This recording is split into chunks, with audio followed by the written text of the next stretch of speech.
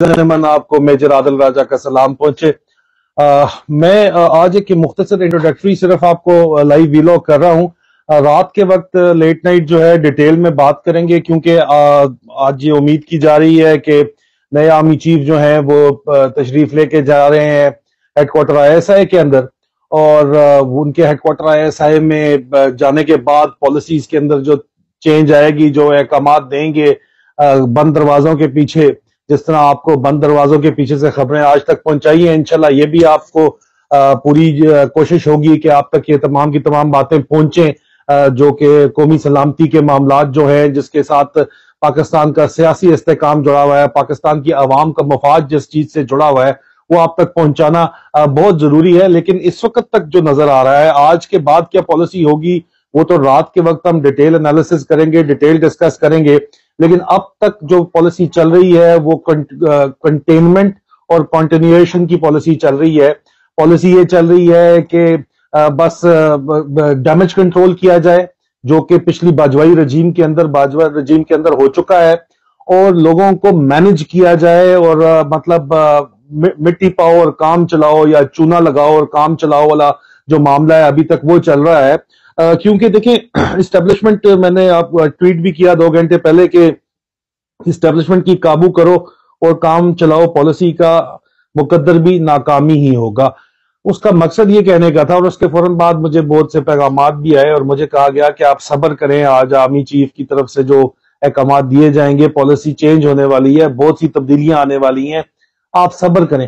ایک طرف تو صبر کرنے کی تلقین کی جا رہی ہے، لیکن دوسری طرف ساتھ ہی آپ دیکھتے ہیں کہ اعظم خان سواتی صاحب کو جو ہے وہ ریمانڈ میں 5 دن ایکسٹینشن دے دی جاتی ہے، اور ڈرٹی ہیری اور اس کی جو ناجائز اولاد ہے، جو اس کے سیکٹر کمانڈر ہیں، ان کی حرکتیں اسی طرح جاری و ساری ہیں۔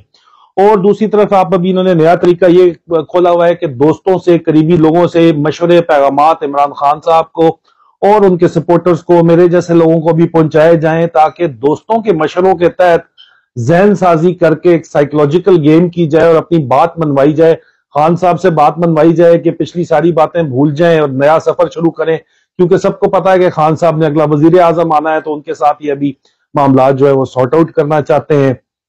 اس کے ساتھ ساتھ جو ووکل کرٹیسزم ہے، جو ان کا لیکیج ہے انفارمیشن کا، جو باہر نکل رہا ہے، جس کا میں بھی ایک، بلکہ میرے خیال میں سب سے بڑا شاید سورس ہوں اس کا، تو مجھے بھی مینج کرنے کی کوشش کی جا رہی ہے۔ میرے دوستوں کی طرف سے بتایا جا رہا ہے کہ ویلاگ مختصر ہونے چاہیے، زیادہ بات مت کریں، 2-3 دن میں ایک دفعہ بات کر لیں، نام مت لیں، اسپیسیفکلی اسٹیبلشمنٹ کے عہدیداروں کی طرف سے کہا جا رہا ہے کہ سر فلانے کا نام نہ لے، یا اس طرح بولیں، ذہن سازی، مطلب سائیکولوجیکل گیم جو ہے اس وقت وہ کی جا رہی ہے۔ تو آپ دیکھیں اس ساری صورتحال کے اندر جو نیک نیتی ہے وہ ابھی تک واضح نہیں ہے اسٹیبلشمنٹ کی نیک نیتی تو تبھی واضح ہوگی جب ڈرٹی ہیری کی حرکتیں جو ہیں، ایک تو ڈرٹی ہیری کا احتساب شروع ہوگا، اس کو عہدے سے ہٹایا جائے گا، اس کے سیکٹر کمانڈرز کو ہٹایا جائے گا، اور اس کے بعد ان کا احتساب شروع ہوگا۔ میں نے آپ کو پہلے بھی کہا تھا کہ ڈرٹی ہیری کا احتساب، اور اس کے علاوہ جو ہے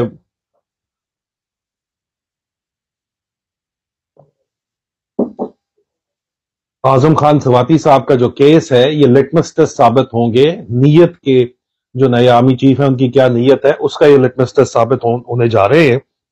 میں ساتھ ساتھ پاکستان کے لائرز فورم نے کہا کہ اعظم سواتی کو ایک ٹویٹ کی بنیاد پر 5 روزہ جسمانی ریمانڈ پر پولیس کے حوالے مزید کر دیا گیا۔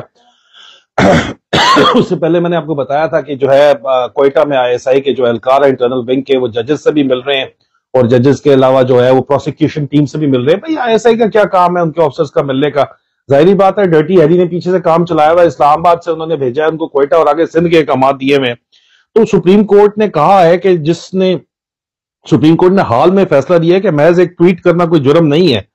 تو پھر آج اعظم خان سواتی صاحب کو ٹویٹ کی وجہ سے جو رگڑا لگ رہا ہے، یہ سپریم کورٹ کے احکامات کی جو ہے وہ ظاہری بات ہے نفی ہے نا۔ میں نے اس لیے کہا تھا کہ آپ چیف آف آرمی سٹاف کو خط لکھے ساری قوم، ٹھیک ہے؟